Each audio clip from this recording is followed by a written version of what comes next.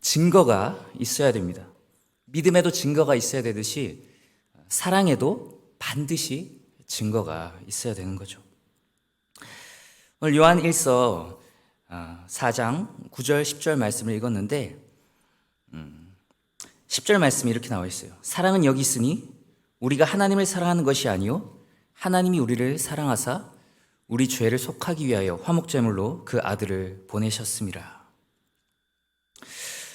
우리가 죄인 되었을 때, 우리가 부패하고 완전히 오염되었고 우리의 힘으로는 아무것도 할 수 없을 그때 하나님이 우리를 먼저 사랑했다라고 얘기합니다. 9절 말씀에는 하나님의 사랑이 우리에게 이렇게 나타난 바 되었으니라고 하죠. 하나님의 사랑이 우리에게 표출되고 표현되었다는 거죠. 우리를 먼저 사랑하심으로 우리를 얼마나 사랑하는지 보여주셨습니다. 많은 사람들이 교회를 다니면서도 사실 이 복음의 가장 중요한 핵심 진리를 잘 모르는 경우가 많이 있어요. 다른 모든 종교와 우리 기독교의 결정적인 차이가 뭘까요? 물론 우리 기독교에서 믿는 신이 참 신인 하나님이시고 다른 종교는 가짜겠죠. 가짜 신이겠죠.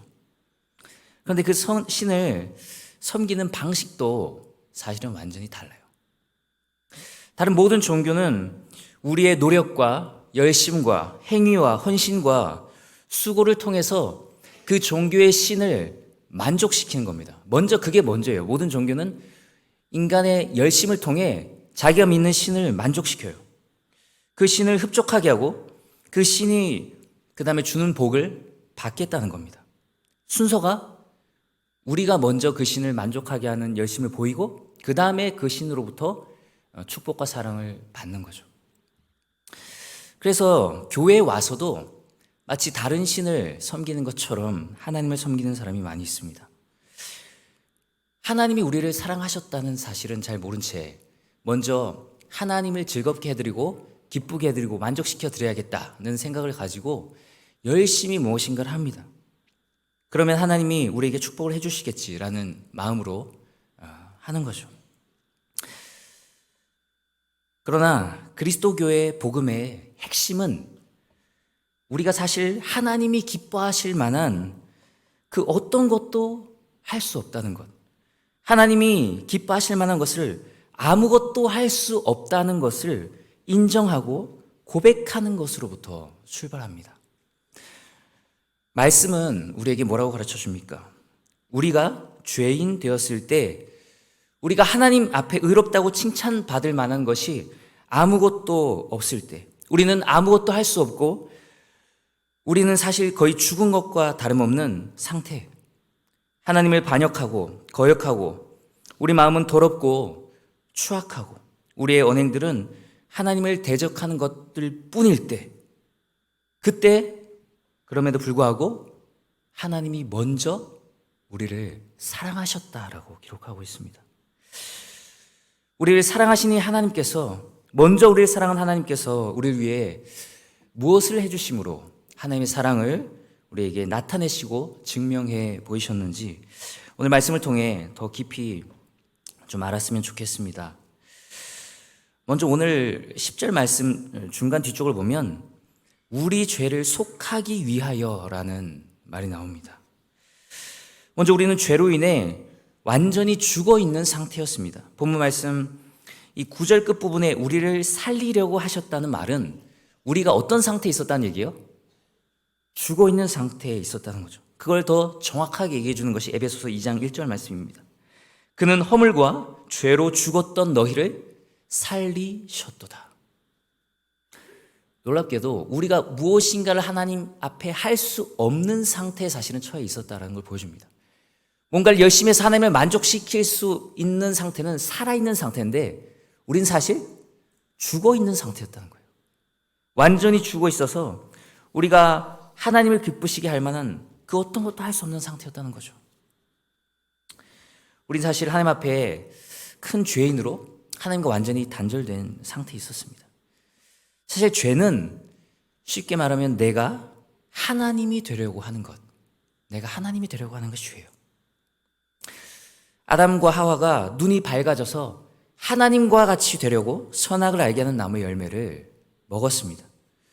그 후로 모든 사람은 하나님과의 관계가 단절된 채 자신이 마치 하나님인 척 흉내를 내며 자신의 기준대로 죄를 지으며 살아왔습니다.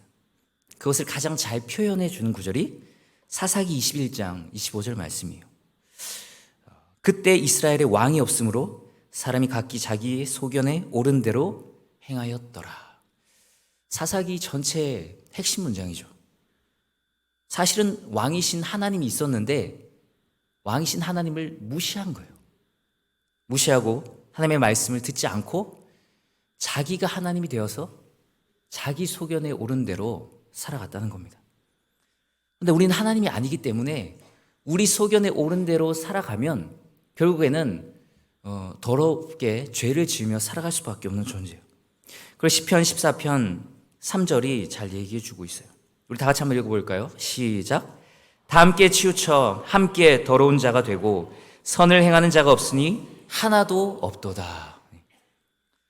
우리가 이미테이션 하나님이 돼서 가짜 하나님이 돼서 우리 스스로 선악을 정하며 판단하며 살아가는데 그 모든 것들이 결국에는 죄악으로 치우치게 되었다라고 성경은 말하고 있습니다.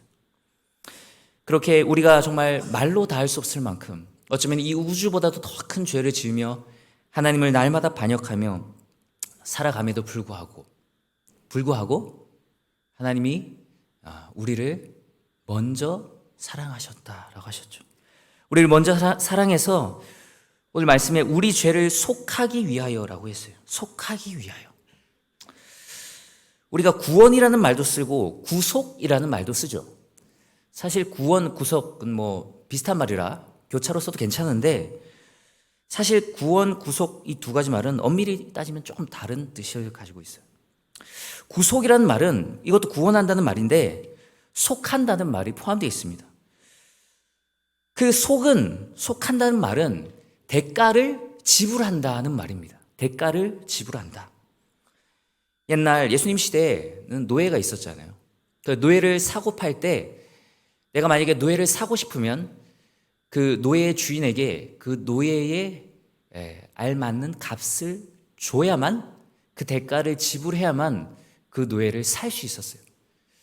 제가 만약에 어떤 노예를 자유하게 만들고 싶다면, 자유롭게 해주고 싶다면 그 노예에 알맞는 값을 그 주인에게 지불해야만 그 노예를 속해 줄 수 있었습니다.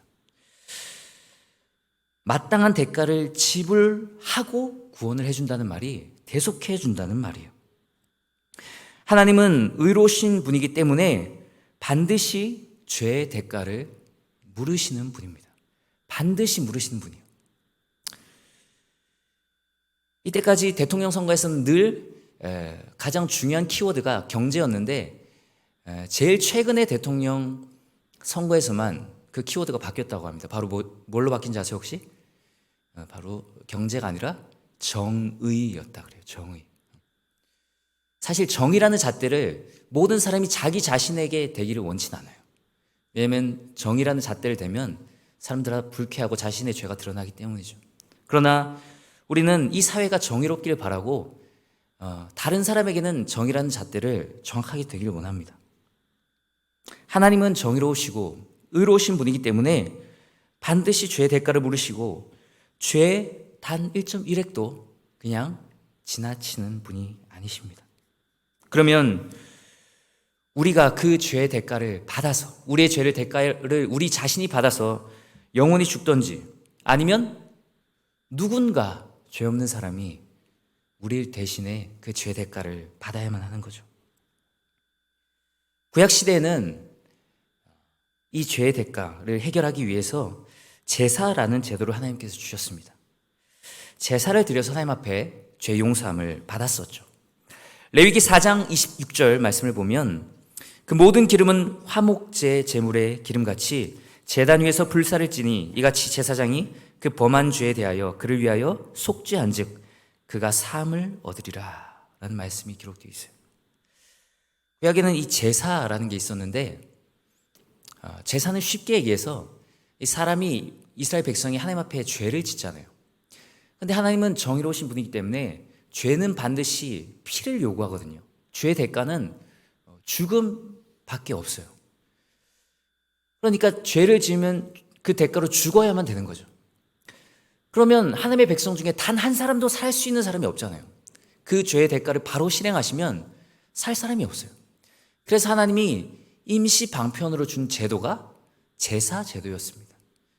우리가 새벽에 지금 레위기를 하고 있어서 이 제사 제도에 대해서 또 면밀히 살펴보고 있는데, 내가 죄를 지었으면 이 죄를 해결하기 위해서 나 대신 죽을 어떤 존재를 데리고 오는 거죠. 그게 이제 동물이었죠. 왜냐하면 사람 죽일 수 없으니까 동물을 가지고 옵니다. 그리고 많은 사람들이 착각하고 있는 것이 그 동물을 그냥 제사장한테 주면 제사장이 그 동물을 죽여서 잘라서 태워서 하나님께 제사를 드려줄 거라고 생각해요. 하지만 사실 그 동물을 죽이고 각을 뜨는 건 제사장이 하는 것이 아니라 죄를 지은 당사자가 하는 것이에요. 그 사람이, 죄를 지은 사람이 제물을 끌고 와서 죽이고 잘라서 제사장한테 줘야 되는 거예요. 그 동물을 죽이면서 그 피가 막 튀고 정말 힘든 일이었을 거 아니에요. 하지만 그 행위를 함으로써 내 죄가 얼마나 심각하구나, 피로만 갚을 수 있는, 죽음으로만 갚을 수 있는 죄구라라는 거를 사실은 이렇게 실감했을 것 같아요. 그래서 저희 고등부 친구들한테 사실 이런 실습을 한번 해봤으면 좋겠다. 우리는 사실 지금 예수님의 피 때문에 다시 제사를 드리지 않지만 한 번이라도 이 실습을 해보면 내가 사실은 이렇게 죽어야 되는 존재구나 라는 걸 피부로 느낄 수 있지 않겠어요? 제가 고등학교 때 학교가 산꼭대기에 있었는데 주변에 막 농사 짓는 분도 있고 막 이렇게 짐승 기르시는 분도 있고 그랬어요. 그래서 공부를 하다가 집중이 안 됐는지 창밖을 바라보는데 닭을 잡는 장면을 포착했습니다. 그 사람이 닭을 한 마리 막 끌고 오는데 닭은 살려고 막 발버둥 치더라고요. 그 닭을 막 후려 팬 다음에 이렇게 목을 반으로 잘라서 거꾸로 매달아서 피를 막 빼더라고요. 그 모습을 본 이후로 며칠간은 치킨을 못 먹었어요. 네. 물론 다시 먹게 됐지만 과연 우리 중에 치킨을 안 먹는 사람이 어디 있겠습니까? 다 닭을 좋아하죠. 우리나라 사람만큼 닭을 사랑하는 나라가 없는데, 만약에 우리 스스로 닭을 먹기 위해 닭을 잡아야만 된다면 우리 중에 과연 몇 명이나 닭을 먹을 수 있겠습니까? 그 잔인하고 구역질 나고 토할 것 같은 그 괴로운 일을 해야만 된다면 사실 닭을 못 먹을 거예요. 과거 제사 제도를 통해서 하나님은 죄가 얼마나 무섭고 심각한 것인지를 가르쳐 주셨습니다. 하지만 1500년 이상 들여진 그 동물 제사는 진짜 사람의 죄를 용서할 수 없었어요. 왜죠? 사람의 죄는 같은 사람으로만 용서될 수 있기 때문이에요. 1000만 원을 빚졌는데 10,000원 주고 이거 다 갚았다고 할 수 없잖아요. 사람의 목숨은 동물이 아닌 사람으로만 갚을 수 있는데 하나님께서 임시로 동물을 대신 제사로 받아주신 거예요. 그래서 구약에 있는 사람들은 어렴풋이 이 동물이 아닌 진짜 자신의 죄를 대속해줄 그 구원자를 기다렸던 겁니다. 바로 우리의 죄를 진짜로 용서해줄 그 그림자였던, 수천 년간 드려졌던 그 제사의 진짜 실체는 바로 예수 그리스도였어요. 예수 그리스도. 진짜로 하나님과 우리 사이를 화목시켜줄 화목 제물은 예수 그리스도였습니다. 그래서 오늘 말씀에 우리의 죄를 속하기 위하여 화목 제물로 그 아들을 보내셨습니다 라고 기록하고 있는 거죠. 예수 그리스도께서 실제로 약 2000년 전에 이 땅에 오셔서 우리를 위해 십자가에 죽으셨어요. 원수된 하나님과 우리의 관계를 화평하게 하기 위해서, 죽었던 우리를 살리기 위해서 이 땅에 오신 거죠. 이 예수님이 도대체 누굽니까? 요한복음 1장 1절에서 3절을 보면 예수님이 누군지 잘 말해주고 있어요. 태초에 말씀이 계시니라. 이 말씀이 하나님과 함께 계셨으니 이 말씀은 곧 하나님이시니라. 우리가 삼위일체를 다 이해할 수는 없지만 예수님은 그냥 한 명의 사람일 뿐이었던 존재가 아니라, 훌륭한 사람이 아니라, 이 말씀이 예수님인데 말씀은 곧 누구였다고 기록하고 있어요? 하나님이었다. 성자 하나님이셨습니다.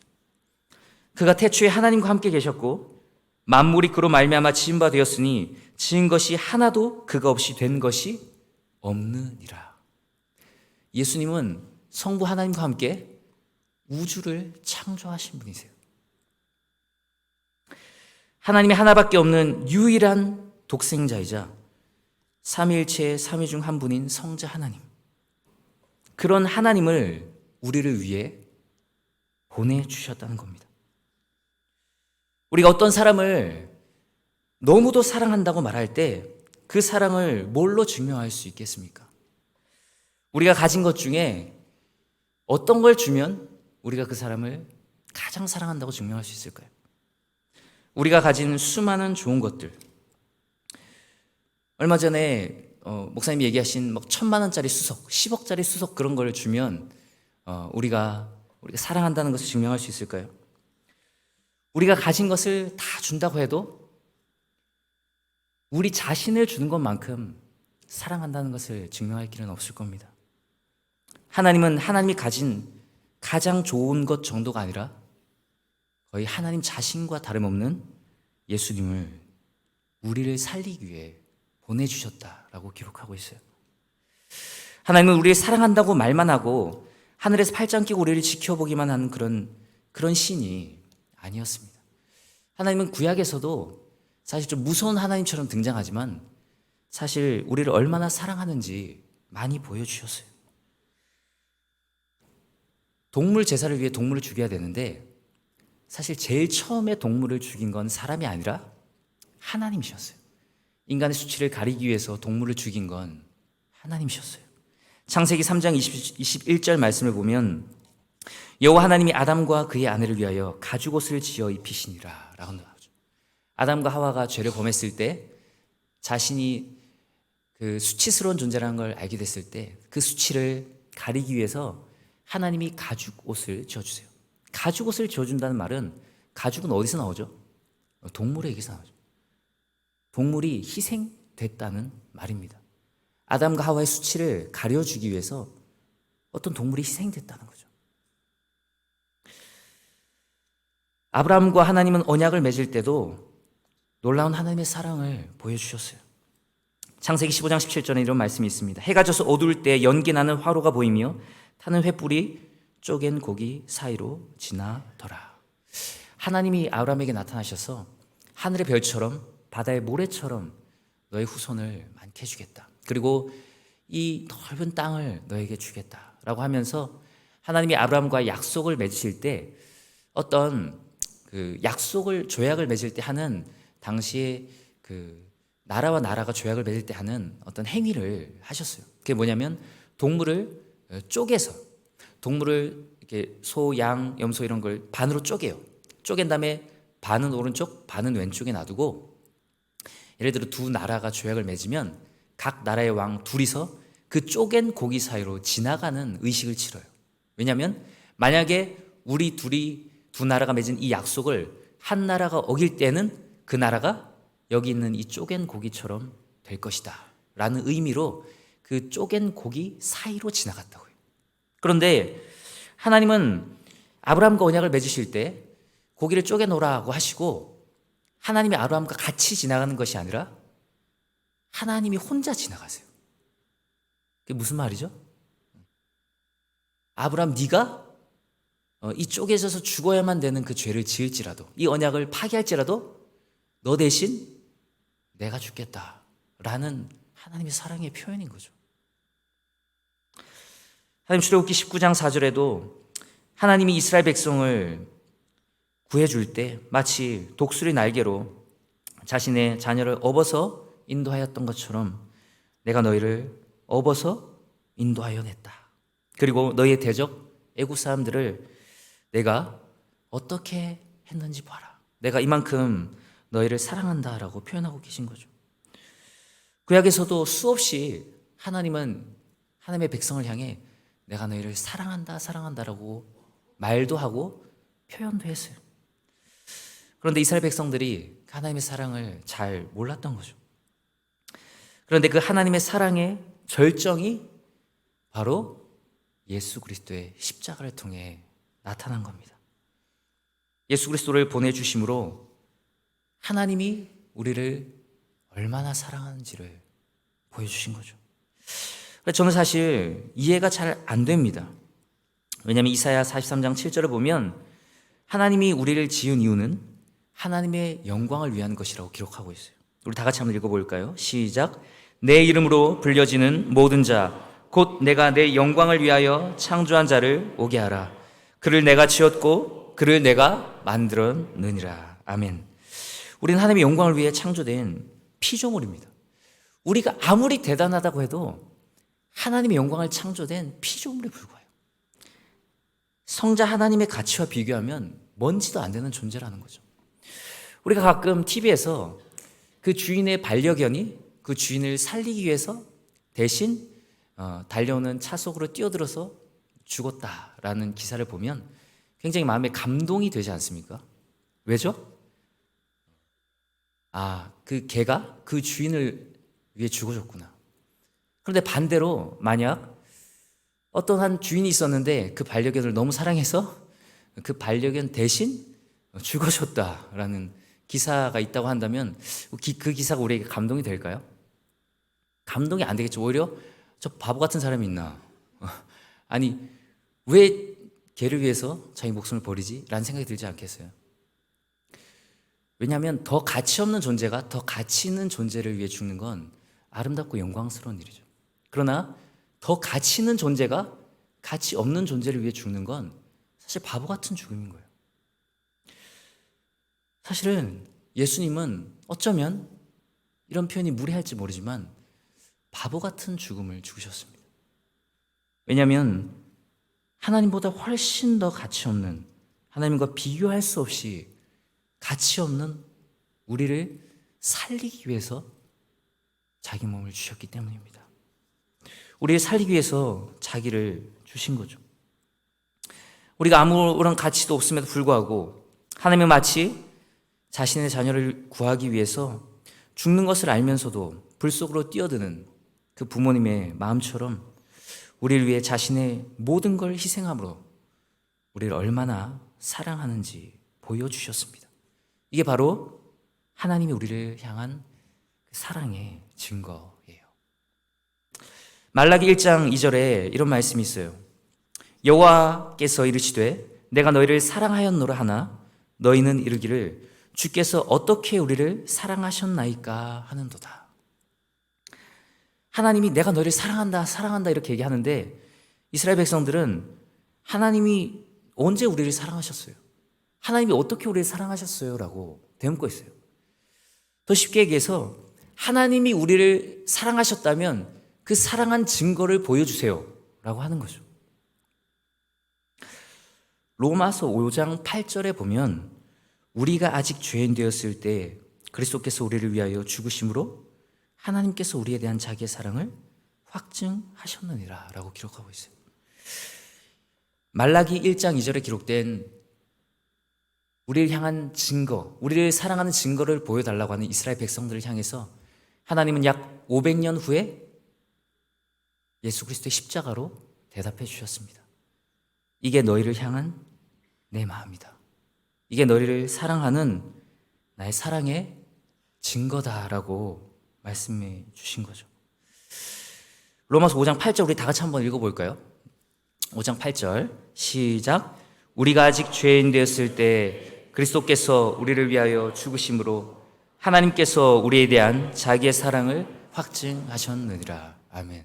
확증하셨다는 말이 확실히 증명하셨다라는 말이에요. 이사야 53장 5절 6절을 보면 그가 찔림은 우리의 허물 때문이요 그가 상함은 우리의 죄악 때문이라. 그가 징계를 받음으로 우리는 평화를 누리고 그가 채찍에 맞음으로 우리는 나음을 받았도다.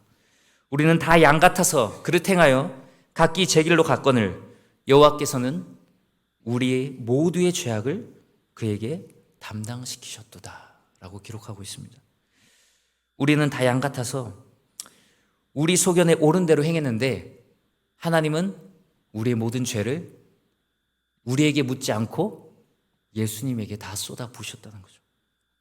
바로 이것이 복음입니다. 복음.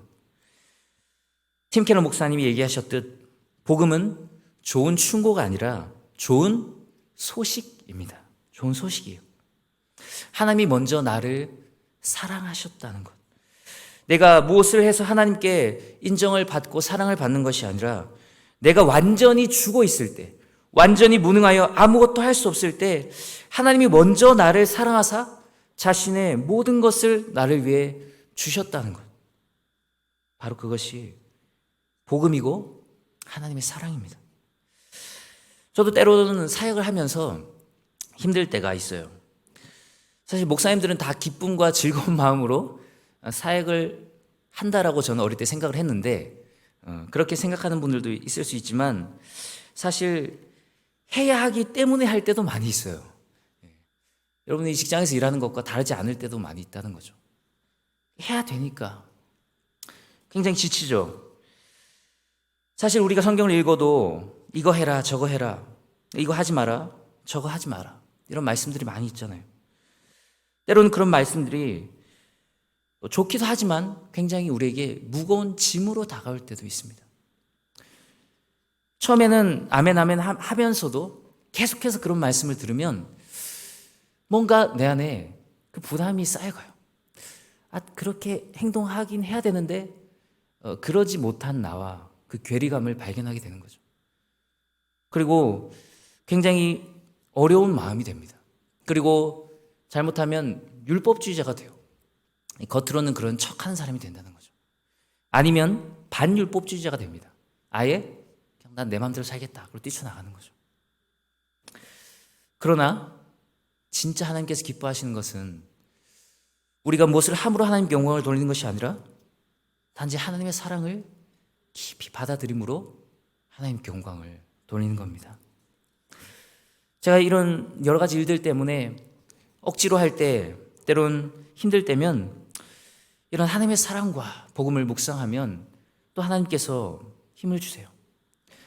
정말로 내가 아무것도 하지 않아도 나를 사랑하신 이 하나님을 묵상하면 힘이 납니다. 마치 하나님께서 이렇게 저에게 얘기해 주시는 것 같아요. 영광아, 너를 정말 사랑한다. 정말 네가 아무것도 안 해도 너를 사랑해. 난 네가 아무것도 하지 않고 아무것도 할 수 없을 때 이미 너를 사랑해서 모든 걸 다 주었단다. 제가 아무것도 하지 않아도 하나님이 동등하게 저를 사랑하신다는 말씀. 정말 제가 안 해도 하나님은 충분히 하실 수 있지만, 다른 사람을 통해서도 하실 수 있지만, 이 일이 너무도 영광스러운 일이기 때문에 제가 하기를 기뻐하신다는 그런 말씀을 줄 때 저에게는 말로 다 할 수 없는 또 위로가 찾아오곤 합니다. 우리는 이해되지 않는 일들을 많이 겪고 때로는 하나님께 불만을 토로하기도 하지만 우리의 모든 의문과 하나님을 향한 불만은 십자가 앞에 서면 잠잠해질 수밖에 없습니다. 우리가 다 이해할 수는 없지만 하나님은 우리에게 모든 걸 주셨다는 걸 십자가가 보여주지 않습니까? 제가 어릴 때 저희 아버님이 목사님이시지만 또 낚시나 투망 던지는 것도 굉장히 좋아하셨어요. 그래서 물고기를 잡으러 자주 가곤 했는데 그러다 보면 물가에서 이제 강이나 연못 같은데 빠져서 사실 거의 죽을 뻔한 적도 몇 번 있습니다. 그냥 용기 있게 막 덤벼 들었다가 이제 휩쓸려 가는 거죠. 깊은 물로. 사실 저희 아버지는 꽤 무뚝뚝하시고 때론 버럭하기도 하셨지만 제가 물에 빠져서 죽으려고 할 때 아버지의 목숨을 걸고 뛰어들어서 저를 살려주신 그 사건을 제가 경험할 때면 아버지가 정말 날 사랑하긴 사랑하는구나 라는 걸 느껴요. 그래도 옆집 아저씨와 다른 우리 아버지구나. 아버지가 날 사랑. 왜냐하면 평소에 너무 무뚝뚝하시니까 이게 잘 와닿지 않더라고요. 그런데 가끔 이제 우리 가정을 위해 자존심도 다 버리시고 모든 걸 불사하고 우리 가족을 지키려고 하시는 모습을 볼 때면 정말 사랑하긴 하는구나라는 거를, 그 사랑을 느끼는 거죠. 누가복음 15장 25절 이하의 말씀에 보면 그 두 아들 이야기가 나오는데요. 두 아들 중에 그 동생이 있고 그다음에 형이 있었잖아요.